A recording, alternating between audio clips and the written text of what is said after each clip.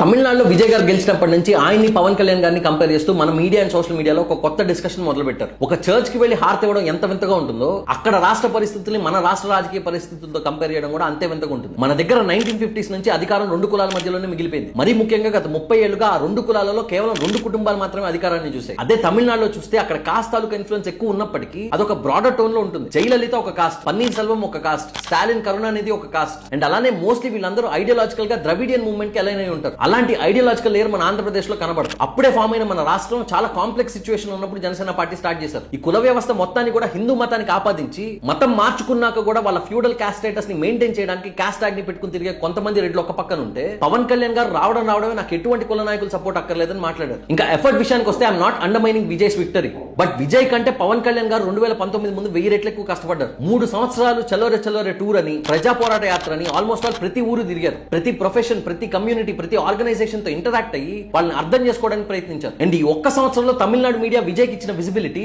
ఆ 3 సంవత్సరాలు మన ఆంధ్రప్రదేశ్ మీడియా పవన్ కళ్యాణ్ గారికి ఇవ్వలేదు. ఇక్కడ పవన్ కళ్యాణ్ గారి పర్సనల్ లైఫ్ ని media channels and political parties exploit చేసినంత దారుణంగా తమిళనాడులో విజయ్ ఎవరు టార్గెట్ చేయలేదు. అండ్ టెక్నికల్ గా టీడీపీ కమ్మ కమ్యూనిటీ మీద డిపెండ్ అయినట్టు, వైసీపీ రెడ్డి కమ్యూనిటీ మీద డిపెండ్ అయినట్టు జనసేన కాపు కమ్యూనిటీ మీద డిపెండ్ అవ్వలేదు. ఎందుకంటే కాపు కమ్యూనిటీ ఇస్ ఇంటర్నల్లీ ఫ్రాగ్మెంటెడ్. తెల్లగా, బలిజా, ఒంటరి, తూర్పుగా పని ఇలా వాళ్ళలో వాళ్ళకి యూనిటీ ఉండదు. అండ్ ఫైనాన్షియల్ గా పవన్ కళ్యాణ్ గారి డిక్లేర్డ్ అసెట్స్ 2019లో 56 కోట్లు. అదే విజయ్ గారి ఫైనాన్షియల్ అసెట్స్ చూస్తే 600 కోట్ల పైన ఉంది. ఇవాళ విజయ్ గారు గెలవడానికి గల ముఖ్య కారణం సోషల్ మీడియా. టీవీకి ఐటీ హెడ్ క్వార్టర్స్ అని నేను ఒక వీడియో చూసా. ఎంతమంది టీం ఉన్నారు అక్కడ. అదే జనసేనకు వస్తే సోషల్ మీడియాలో బలమైన సపోర్ట్ ఉన్నప్పటికీ అది అన్ఆర్గనైజ్డ్ ఉంటుంది. అండ్ పార్టీకి ఇంటర్నల్ గా నాకు తెలిసి ఇప్పటికీ 15 to 20 మెంబర్స్ మాత్రమే సోషల్ మీడియా టీం ఉంది. పాపం వాళ్ళే కింద మీద పడి ఏదో ట్రై చేస్తారు. ఇలాంటి సిచ్యువేషన్స్ ఎన్నున్నా ఏదైతే అది అయిందని 19 ఎలక్షన్స్ అప్పుడు 86% కొత్త లీడర్స్ కి జనసేనలో ఛాన్స్ ఇచ్చారు. కానీ జనాలు ఇవేవి కూడా ఆ రోజు పట్టించుకోలేదు, చూడలేదు. అండ్ ఆ తర్వాత వైసీపీ అధికారంలోకి వచ్చిన వెంటనే టీడీపీ పీక పట్టుకుంది. చంద్రబాబు నాయుడు గారు అరెస్ట్ అయ్యేంత వరకు కూడా వాళ్ళకి పొలిటికల్ మూమెంటం రాలేదు. అండ్ ఇవాళ వైఎస్ జగన్ ఓడిపోయిన తర్వాత బయటకు వచ్చి మాట్లాడుతుంటే ఒక మీమ్ మెటీరియల్ అయిపోతున్నాడు. కానీ ఆ రోజు పవన్ కళ్యాణ్ గారి దగ్గర ఒక్క ఎమ్మెల్యే లేకపోయినా